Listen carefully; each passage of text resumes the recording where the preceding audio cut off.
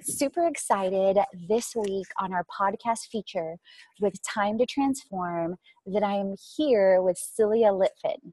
And if you're listening on audio, you guys, I encourage you, this is such a beautiful soul in so many ways. And I encourage you to listen. I encourage you to go to her site and stay on for the entire episode. How we met was actually through me taking a leap of faith with Wonder Woman Tech, and Lisa and Nella responding and introducing me to Silja via email initially. And she is a mental health expert. She is very passionate about emotional fitness, about AI and making mental health fun. And she actually got to attend with us at our London Fit Life Creation Transformation Mastermind. And you guys, right away from the beginning, when we connected over the phone, we had such a great vibe, such a great energy, and just right away loved her energy and thought this, beautiful person is going to be a great addition to our pop-up, and just loved her views on mental health, loved her aspects on community. And she also featured, and we'll talk more on this, with a mental health meditation, insight into abundance, and so much more. So with that, I give you Silja Litvin, and she's joining us live from London this morning here in the US, as far as East Coast, but in London, it's the end of her day. So welcome, Silja, and share just highlights of your story, highlights of your journey, and anything you want the listeners to know about you. Hello, thank you for that introduction. That was so wonderful, and I really appreciate you taking the time and inviting me onto your podcast. Like you said, we connected instantly. I could tell on the phone that you are full of passion and energy, and you're really into your vision, and that's something that we share. And so that's, I think, was the foundation that put us together. I am a psychologist and founder of PsycApps, a digital mental health game developing company. And my whole company more or less started out as part of my PhD project because I wanted to create something outside of the box, but I also wanted to do research and have it evidence-based and, make sure that people could trust that it's doing what we say it does or what we hope it does. And when we developed a tool, it was evidence-based tool, significantly lowered depression levels. We couldn't keep our clients to stick to the program long enough to actually reap the benefits. And I went back to the books, and at first I thought, okay, my product is bad. I did something that is just subpar. But I could see that most of the mobile mental health programs have a huge problem with attrition. People just don't stick to it. And I mean, if you look at your phone, it's not a surprise, right? Most of the apps that you use every day are multi-million backed corporations that have had years to be able to, suck you in and keep you with them. And then another point as well is that when you're suffering from mental illness, you have a couple of symptoms like lack of motivation, lack of drive, lack of curiosity, cognitive impairment. You can't process information so good. So I was thinking, this is such a pity that we have this opportunity to reach 75% of the population, on their smartphones. And you can make it quite cheap because it costs a lot to make it, but after that, sustaining it is rather affordable. So through serendipity, my co-founder, who you met Buki, he introduced me to the head of Collision Studios, a game developing company. And they have been developing games since 15 plus years. Game of Thrones, The Walking Dead, Scrabble, Barbie, you name it. And so we developed together an emotional fitness game called EeQuoo, and it kind of leans on EQ, emotional quotient, which is actually more important for success and happy relationships than IQ, because it's about reading the room, empathy, being able to connect with the people around you and everything. So being emotionally fit means that you are fit for whatever life throws at you, right? So in the game, you learn 2 psychological skills per level. You learn them in a fun way, and then it opens up a choose your own adventure interactive story where you have to use those skills you just learned to be able to get through the story, win the quest, win whatever the level is, and then get to the next level. And all of these skills are extremely important for your well-being, for how you process information and everything. And so that's my journey at the moment. We launched in July. We have about 5,000 downloads right now, and raising money to be able to add features that treat depression and anxiety. And there are a lot of things, fun things going on. We won 4 awards since we launched. Yesterday, Mental Health America took us on, where we got our ORCAS score, which is like a certification from the UK Health Assessment Board and everything. So a lot of good things are happening. It's a lot of work, but it's also very fun. So I love a couple things that you hit on with that introduction, and thank you so much. I love that, one, you talked about the transition from the PhD, like that you thought about from your own mental state, that you were like, okay, yes, I have this quest or this assignment, but let me actually make it to where there's value beyond the PhD assignment, right? Yeah. So I absolutely love that. Totally relate on so many levels going back to school from that.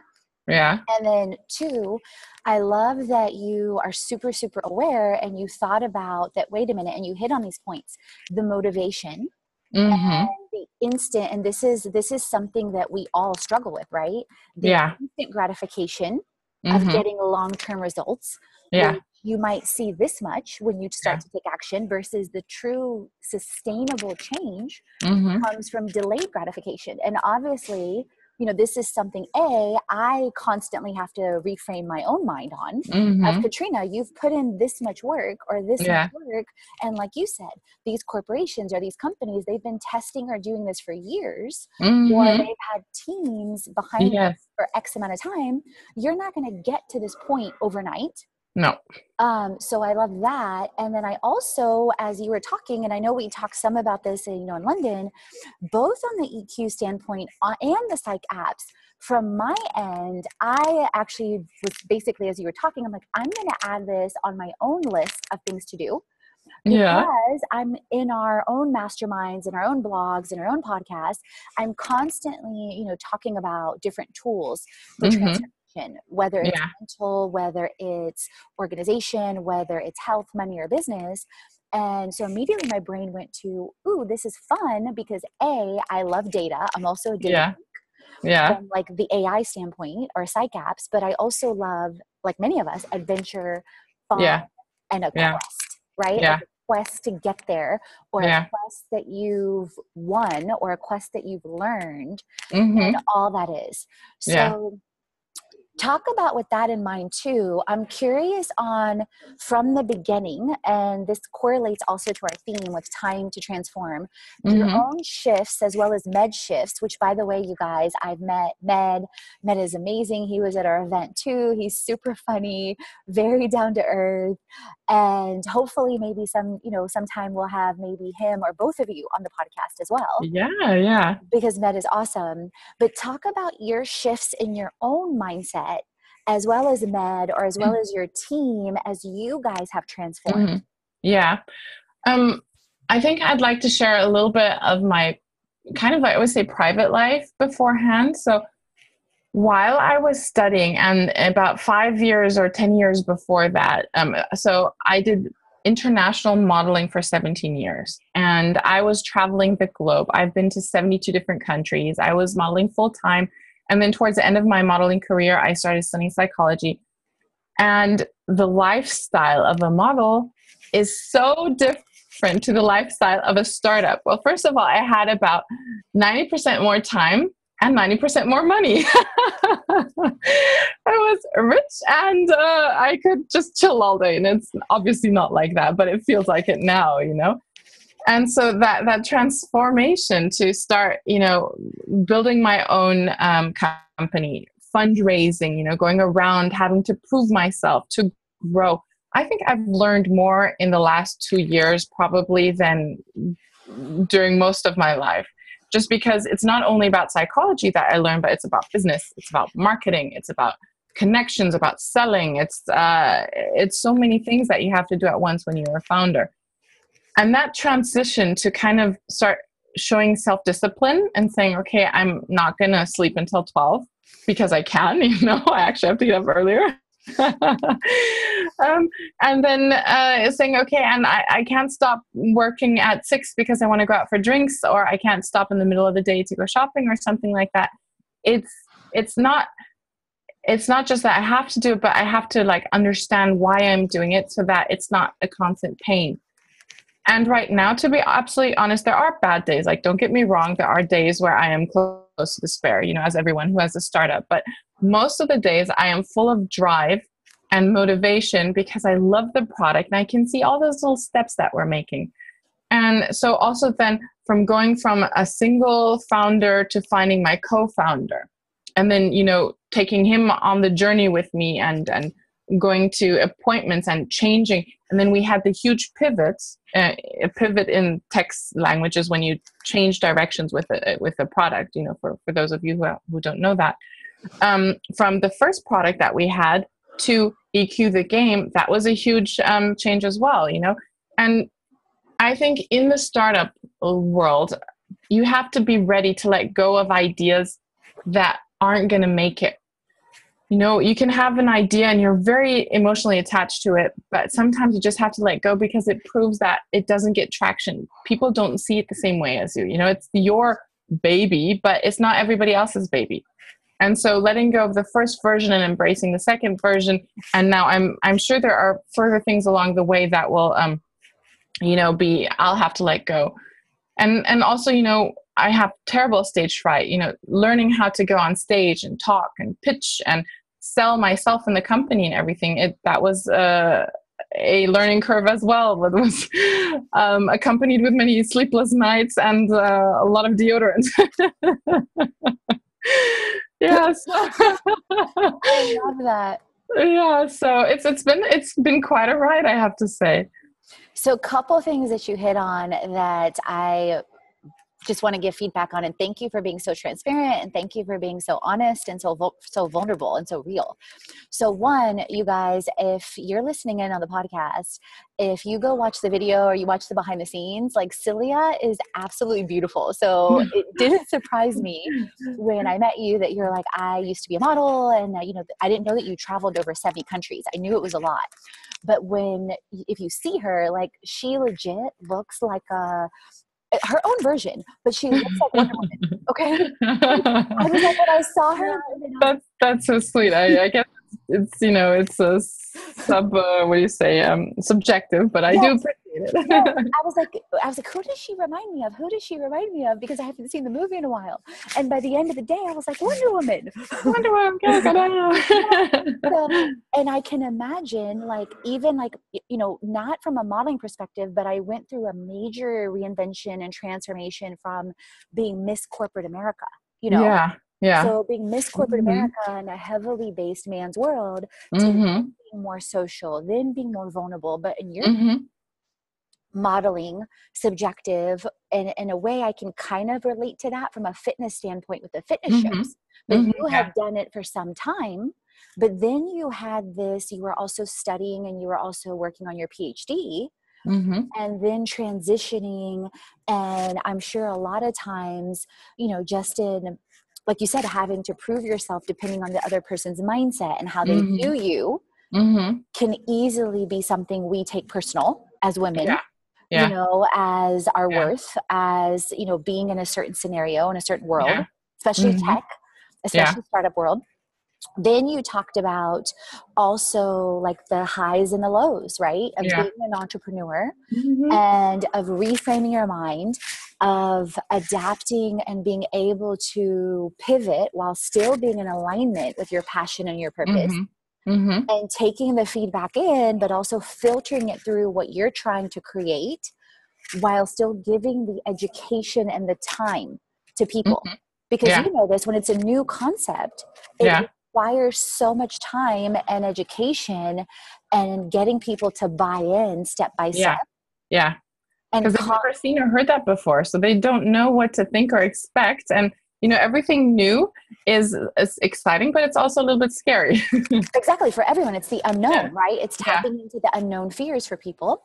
And then you talked about the team aspect. So even for myself, you know, for years, I would go high-low with working with a lot of people to then working by myself because I hadn't yet learned the flow or the boundaries or the right approach for me, which obviously always changes for all of us, right? Yeah. When you're taking on community, or when you're taking on, a co-founder, like in your case, there's a lot of internal growth that gets to happen through that integration, right? So I'm sure you guys went through a lot of that. You continue to go through that and grow through that. And then along the team aspect, you also talked about public speaking. Yeah. Which is, so it's twofold, because A, it's getting yourself, which I totally relate to, and I'm sure many of our listeners do, of putting your heart on your sleeve. Baby, it's your vulnerability, it's your motivation, it's your heart, stuff that's really deeply important to you. Yeah. And then on top of that, you're getting to voice it to others that are basically judging you and your idea all at the same time. Yes, all the pitching shows that I'm doing, they are literally judging me. It's, people don't realize, like, just because we're on stage or just because we're doing something doesn't mean we don't feel the fear and we break through those barriers. Like you guys, Silja said something to me at the London pop-up that really hit me, but it was a big moment of celebration and acknowledgement for me. We were, heating up our Herbalife protein bars at the WeWork kitchen. And she said to me, wow, I can't imagine, and I'm paraphrasing here, the levels of fear are what you got. Oh, hello, Kat. Sorry. It's okay. Be real. I can't imagine the level of fears or the level of breakthroughs you had to have this event in London, to reach out to people you didn't know and put it on. And I'm like, oh my God, thank you. Because people think you're this superhuman, and no, you have these emotions all the time. You just choose. And you hit on this. You choose to focus on your why. You choose to focus on the people that you feel like you're connecting with on the other side of your passion and your business. So amazing work, amazing insights. I absolutely love it. Thank you. It's been a beautiful journey. I've learned more about myself, I think, also because I've had to, and I have to face my weaknesses and my fears and everything, and I come out stronger. No, absolutely. So with that in mind, Silja, what does time to transform mean to you? With your journey personally, with your journey professionally, as you continue to develop, being a psychologist, seeking funding, both also in money, because, we talked a lot about this at the pop-up with money, and then with PsycApps, with EeQuoo, and just where you see yourself and Med and your vision and your mission growing. Yeah, I think it's hard sometimes to find terms that aren't already charged with something that people understand. But when I say faith, I don't mean religious faith. I just mean it's kind of optimistic, looking forward, being accepting to challenges. So I have a vision for EeQuoo. I know where I think I want to be in 5 years, but I'm having faith in the transformational journey there. And whatever life throws at me will be a lesson learned. And just to kind of allow myself to accept the challenge, accept for whatever is going to happen, even if it differs from what I want it to do. Transformation, in a way, I guess, is growth, is evolution, personal evolution. And that is a beautiful thing, because people, and I include myself, are often afraid of change, right? Because you don't know what's going to happen. But if you think about it, the opposite of change is death, is not living, right? Everything that is alive is constantly changing. And so it's crazy not to accept it and embrace it. But it takes time. And from a psychological point of view, time to transform, I think that we are in an era that is, for the first time in mankind, we have the tools and the awareness to know that we are a sick culture / people. And what I mean with that is that we have trauma in our past of war, famine, of refugee lives and everything. Our grandparents fought in at least one or two wars, right? And that trauma it's science has been passed on to us, along with all of the bad habits and unquestioned beliefs that have been passed down to us. And so for the first time, we can break the cycle of giving this baggage and burden and pain and trauma onto our children by working on ourselves and transforming past that. I absolutely love, like, I literally have like so many, like so much different alignment and so many different emotions and so much different confirmation with what you said. So the first thing, I love how you hit on the journey, right? Mm-hmm. The journey of, yes, you have the vision, or yes, we have the vision, and the 5-year vision or the 10-year or the lifetime vision. But it's the ability to have faith on a day-by-day basis, on a week-by-week, month-by-month basis, that the pieces, i.e. the journey that leads and aligns to the 5-year, they're releasing control. We're releasing transformation. We're open to how that shows up. Like, I had no idea that I was going to meet a Silja. Yeah. Or you had no idea you're going to meet a Katrina in that journey, but you're open. Right? Yeah. Or a med, or the pitch that you're going through now, or the emotional fitness, just so many pieces. Yeah. When we try to control, and I know in my past, I used to be very destination driven. Yeah. And I think a lot of people are, like the goal. And if it doesn't show up exactly how you thought, you'll freak out. But you failed. But no, it's the beauty of it is in the moment to moment, the presence, the day to day, and being open to whatever it is you believe, you know, faith, our creator, the universe, how that shows up and manifests, and embracing it, that it's exactly what we need in that moment, right? Yeah. Then you talked about the transformation, and being that this is, and I totally agree with you on this, kind of the first time in the evolution of our mankind, of history, that more and more you see, whatever term you want to use, more and more light workers, more and more people that are helping kind of this awakening or this light and this reflection on not only the aspects of, okay, who is Silja today? Who is Katrina today? What lineage, like you talked about, what lineage do you have? You know, what were your parents like? What were their parents like? What traumas did they in effect bury? Because, and I was just having this conversation yesterday, ironically, with a student organization that I'm teaming up with, which you would love this, and I mentioned to you, and I said, I'm going to connect you. Please do. Yes, it's called SAME, and it's Students Advocating Mental Education. Okay, cool. Yeah. So it's this, like, even from a collegiate level now, awakening. And I was so passionate when I met them last week at an accelerator. That there's, you know, in every culture, there's been this stigma of not talking about the traumas, not talking about, you know, the mental issues, not talking about the depression, the anxiety, you know, oh, let's just take a pill. Let's just do this. Let's just do that. But it's like, no, you've buried it with shame and guilt. So how are you going to unearth it? And how are you going to actually heal from it?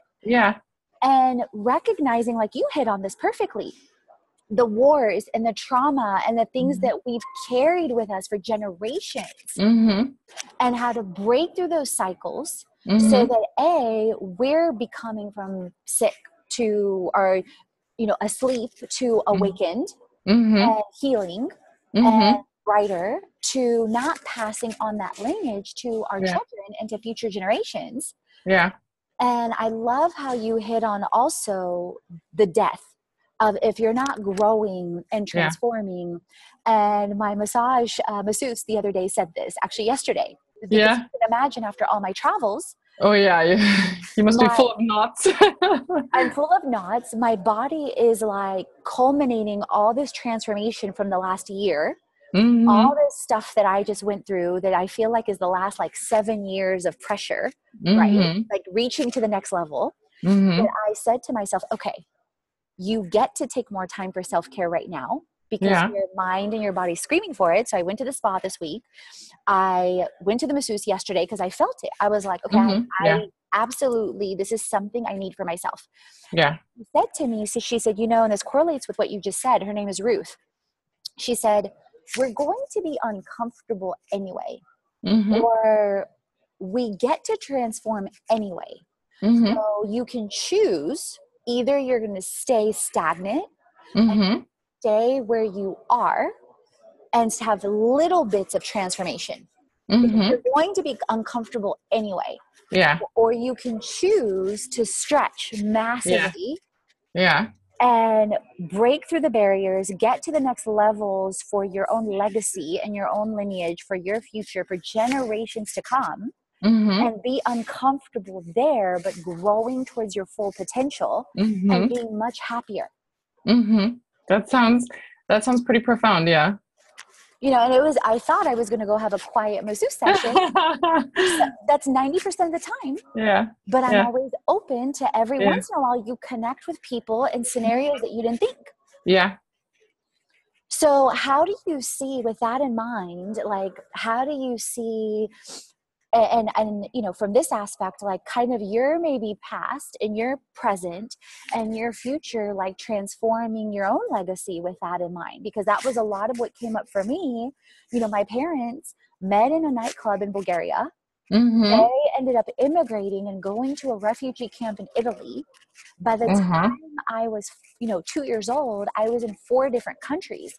So you Wow. can Yeah. imagine the shifts they went through. And Mm-hmm. then now, kind of from that lineage, the real examples, but the real spiritual and mental shifts I feel, kind Mm-hmm. of like, I don't like to say a duty, but like a lineage of faith and a lineage of taking risks Mm-hmm. to do the same for my own generation and generations to come. Mm-hmm. So how does that correlate for you with like your own past, your own present, and your own future? Like you talked about the lineages, from war into Yeah. famine, into all these things, and things maybe that you experienced, whether it was Mm-hmm. growing up or mental things or just different things that you see from the past into the present, into the future. Yeah.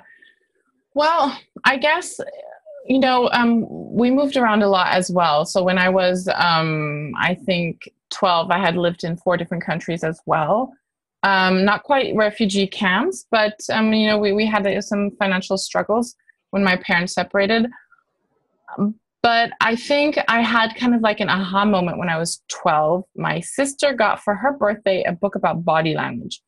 And at that time, I had been struggling with what was happening around me because I had met so many cultures and different mentalities and different mindsets. And I felt like life was volatile and uncontrollable, a bit chaotic.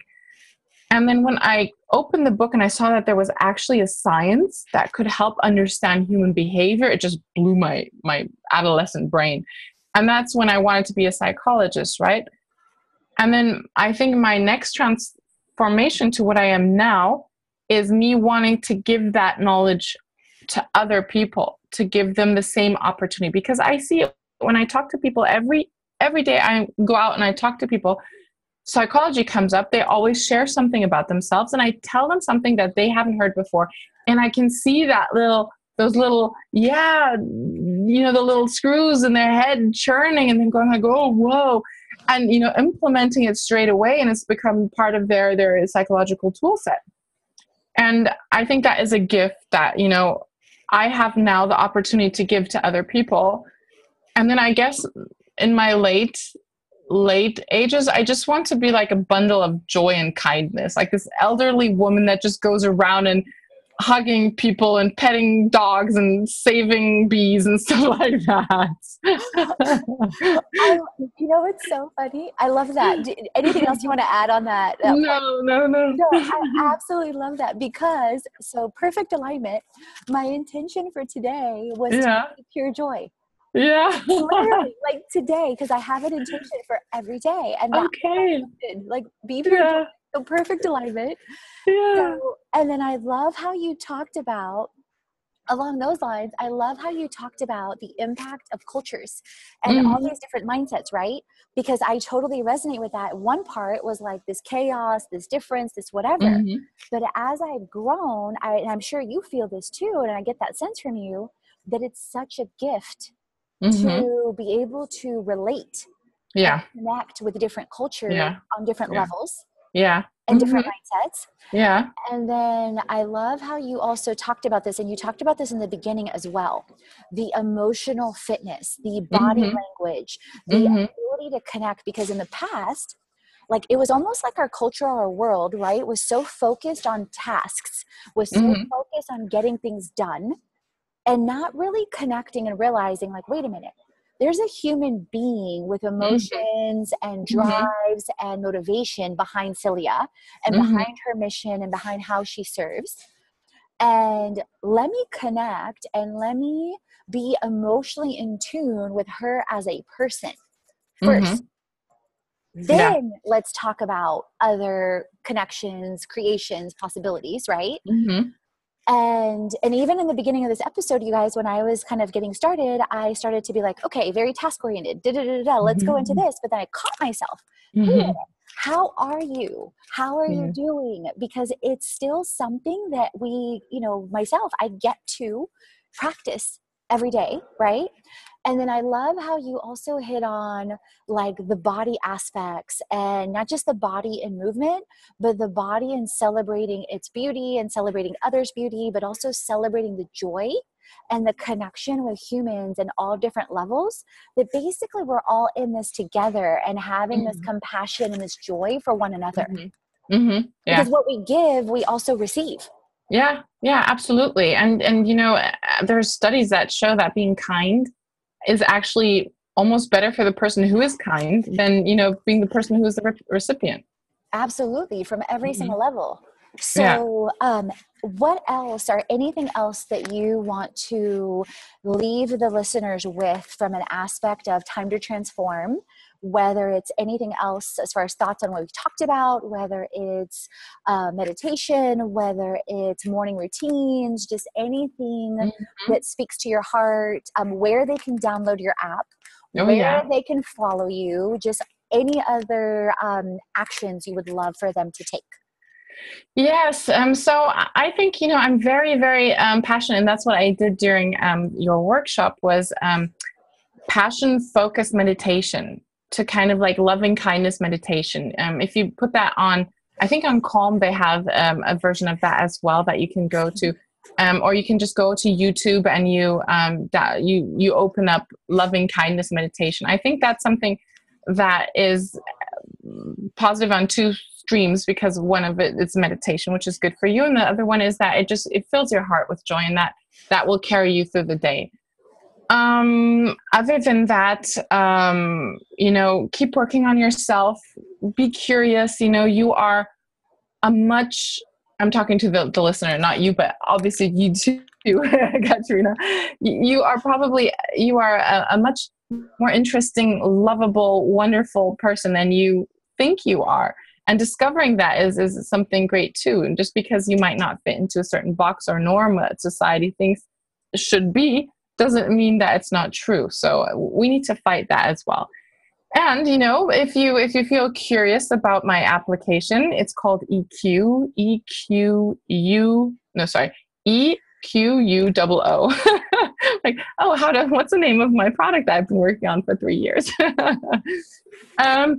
Is there going to be a link like in this podcast where we could add? Yep. So what I'm going to do in the show notes, I'm going to put a link to your website. I'm also going to put a link to both of the apps, and I can basically link those through the website as well. Okay, perfect. Yes. Separate links. And then you can feel free on your end, whether it's, in whatever ways you want to share. Episode, definitely feel free to share, because I'm sure you get lots of questions on your story, all kinds of things as well. Yeah. And yes, I would love to add you to our wall of warriors. Thank you. Because we have on our website mental health and well-being advocates that work for well-being and against stigma. And I think what you're doing is amazing, and you'd be a wonderful addition to it. And so we backlink so people could find you. Thank you. And likewise, actually, and I was going to say whether it's after this, and I know you had a couple of things going on today, but whether, and I'll shoot you an email, but it's the same thing. I would love to have you explore whether it's our 7-day challenge or whether it is our monthly mastermind, and simply do it as a collaboration and see how things flow, because you give a very unique perspective mentally. And I would love to also, I'm just thinking here off the cuff, possibly also feature like another video of you in our Time to Transform section in the mastermind, talking about your passions, talking about both of the apps, PsycApps as well as EeQuoo, and ways they can do that as another feature of a tool that helps them in their toolbox to set them up for success. That sounds wonderful, you know, and I'm happy to do a very like a short digital workshop on emotional fitness for you. Yeah, that would be awesome, because and that way we can feature it and correlate it to like, hey, here's one of the experts that we have as part of our mastermind or part of our programs, because that's part of my vision. It's not just, you know, I mean, you know this, initially you're building a prototype and you're building examples so people can see them. Different things. And but my vision from the beginning was, you know, Fit Life Creation is like Amazon meets Airbnb of transformation. That 2 years, 5 years, 10 years from now, we have different experts in every aspect, every, you know, theme, no different than you're a feature in our podcast. And then on top of that, we have features in our programs, in our courses, in our retreats. So whether you want to talk about future retreats, whether you want to talk about, because I was already thinking about Ireland, because it's so close to London. And I want to be outside. So because Barcelona, we held outdoors in a garden. But I couldn't do that in London because it was so cold. That's London. At the time. I was like, well, if I do it in London again, it'll have to be in a warmer time. And whether that's, you know, you possibly creating your own courses in the future that you have on your own platform about mental health that correlate to your apps and different projects you have, but you also list it on our platform, no different than vendors list on Amazon or on Airbnb. So that sounds amazing. So you can just tap into like your pool of tools, so to speak. Exactly. My pool of tools and our community, because at the end of the day, you know, when we all create community and we connect and we create and we collaborate together, we're much, you know, more powerful than standing alone. So absolutely love, like from the beginning, us connecting. So grateful that Lisa and Nella with One Woman in Tech connected us. So grateful that you attended London and shared your passion, your purpose, your energy, your time with us. And also so grateful that you're here and you've shared insight and wisdom and your passions and purpose with us today. Anything else that you would love to add, Silja? No, just have a good day. Thank you so much. And thank you. Where can they follow you, whether it's Twitter or other social avenues as well? Well, it's always EeQuoo Game. Either EeQuooGame.com, EeQuoo Game on Twitter, Instagram. It's always EeQuoo, spelled EeQuoo, and then game. Okay, perfect. And thank you so much again. And we'll chat soon. Okay, thank you. Bye. Bye.